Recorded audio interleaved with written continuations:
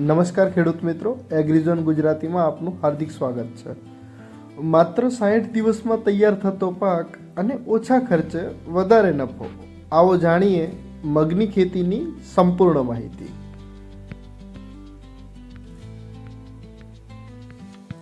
મિત્રો, આજે આપણે વાત કરીશું મગની ખેતી કેવી રીતે કરવી અને વધુ ઉત્પાદન કેવી રીતે મેળવવું. એક તો કે જમીન અને હવામાન સારું હોવું જોઈએ. જેમ કે મગ માટે સારી જમીન કેવી હોવી જોઈએ? તો ભૂરભૂરી અને લૂમ જમીન હોવી જોઈએ. પછી પાણી ન ભરાવેલું હોવું જોઈએ. પછી એના માટે તાપમાન છે ને મિત્રો 25 સેલ્સિયસથી 35 સેલ્સિયસ શ્રેષ્ઠ રહેશે. પછી વાવણીનો સમય જુઓ, એક તો ઉનાળા પાકમાં થઈ શકે, મતલબ કે હાલમાં માર્ચ અને એપ્રિલમાં વાવણી થઈ શકે છે. પછી ખરીફ પાક એટલે ચોમાસામાં પણ થઈ શકે છે. જૂન ને જુલાઈમાં તમે એનું વાવેતર કરી શકો છો. પણ જો મોડું વાવેતર કરશો તો ઉત્પાદનમાં ફરક 100% આવે છે. બીજ અને જાત પસંદ કરવાની થાય તો સારી જાત છે ને GM4, SML 668, પછી પૂસા વિશાલ છે અને RMG 268 છે. આ સારામાં સારી જાત છે એની. અને પાકનો સમય 60થી 70 દિવસનો છે મિત્રો. અને ઉપજ છે ને એ 8થી 12 ક્વિન્ટલ હેક્ટર દીઠ આપતું હોય છે. એવી તમારી ખેતી ઉપર નિર્ભર જાય છે કે તમે કેવી ખેતી કરવા માંગો છો, તમે એની કેવી માવજત કરો છો.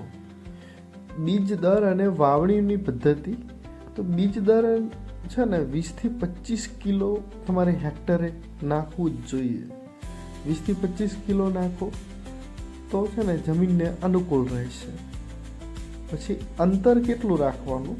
તો લાઈનથી લાઈન જોઈએ ને તો 30થી 45 સેન્ટીમીટર જેવું અંતર રાખવાનું. અને છોડથી છોડ રાખવું હોય તો 10 સેન્ટીમીટર રાખવાનું. પછી ખાતર વ્યવસ્થાપન, તો ખાતર વ્યવસ્થાપનમાં છે ને મિત્રો આમ તો DAPની ભલામણ થતી હોય છે, પણ DAP નાખવાની જરૂર નથી. આની અંદર છે ને તમારે SSP નાખવાનું. SSP 150 kg પ્રતિ હેક્ટર. અને જો કદાચ DAP નાખો તો DAPની જગ્યાએ નર્મદા ફોસ નાખી શકો છો 20-20-0, જે પ્રતિ હેક્ટર તમે 100 કિલો એટલે 2 બેગ નાખી શકો છો. અને નાઇટ્રોજન તો હવે મગ એવો પાક છે કે જે નાઇટ્રોજન છોડે છે, એટલે એ લગભગ તમે છે ને 20 કિલો નાખી શકો છો. ઓકે મિત્રો. અને જીપ્સમ અને ઝીંક ઉમેરવાથી ઉત્પાદનમાં વધારો થાય છે. અને સૌથી સારામાં સારું તો દિવેલીનું ખોળ હોય ને તો એ તો સૌથી સારામાં સારું. દિવેલીનું ખોળ તમે ઉમેરશો તો ઉત્પાદનમાં 100% વધારો કરશે. અને 30થી 35 દિવસે ઝીંક ઉમેરવાથી ઉત્પાદન વધે છે. સિંચાઈ, પાણીની વ્યવસ્થા છે ને 3થી 4 સિંચાઈ પૂરતી છે. મતલબ કે તમારે 60 દિવસમાં 4 વખત સિંચાઈ કરવી જોઈએ, ઓછામાં ઓછી. વધુમાં વધુ કરો એ તમારા ઉપર નિર્ભર છે. ખાસ ધ્યાન તો શું છે કે એક તો ફૂલ સમયે છે ને ખાસ ધ્યાન રાખવાનું સિંચાઈ કરવામાં. અને દાણા ભરાવાનો સમય આવે ને ત્યારે પણ એક સિંચાઈમાં ખાસ ધ્યાન રાખવાનું. પછી એક પોઈન્ટ છે નિંદામણનું નિયંત્રણ.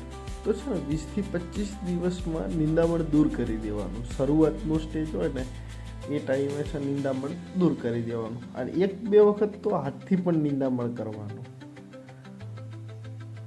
અને રોગ અને જીવાત સામે છે ને નિયંત્રણ માટે આમ તો શું છે કે મગની અંદર છે ને એક રોગ આવે છે યલો મોઝેક વાયરસ, જેનો ઉપાય શું છે, સફેદ માખી આવે છે ને તો એનો યોગ્ય સ્પ્રે કરી દેવાનો. તો યોગ્ય સ્પ્રે કઈ દવાથી કરવાનો? યા તો બાયો 303 લાવી શકો છો, અને અથવા તો તમે બાયરનું સોલોમન વાપરી શકો છો. અને કાપણી તો 70થી 80% ફળિયા પાકે ને ત્યારે જ કાપણી કરજો. ઘણા ખેડૂતો એવું કરતા હોય છે કે 40થી 50% ફળી પાકી જાય ને એટલે કાપણી શરૂ કરી દે છે. નહીં, 70થી 80% ફળી પાકે ત્યારે જ કાપણી કરો. 3-4 દિવસ તો સૂકવીને દાણા કાઢો. દાણા પણ એમને ના કાઢી દેતા, સૂકવી ને પછી દાણા કાઢો. ઉપજ અને નફો કેવો હોય છે તો સરેરાશ ઉપજ છે ને 10થી 15 ક્વિન્ટલ, મેં કહ્યું ને એ મુજબ 10થી 15 ક્વિન્ટલ હેક્ટર મળતો હોય છે. અને ઓછા ખર્ચે વધુ નફો એ આપણી મગની ખેતી છે. અને મારી અંતિમ સલાહ તમને, યોગ્ય સમય પર વાવણી કરો, સારા બીજ વાપરો અને સમયસર દવા અને ખાતર આપો તો તમે મગની ખેતીમાં સફળ થશો. જો મિત્રો આપને વિડીયો ગમ્યો હોય તો લાઈક કરો, ચેનલને સબસ્ક્રાઈબ કરો અને એગ્રીઝોન ગુજરાતી સાથે આમને આમ જોડાયેલા રહો. ધન્યવાદ.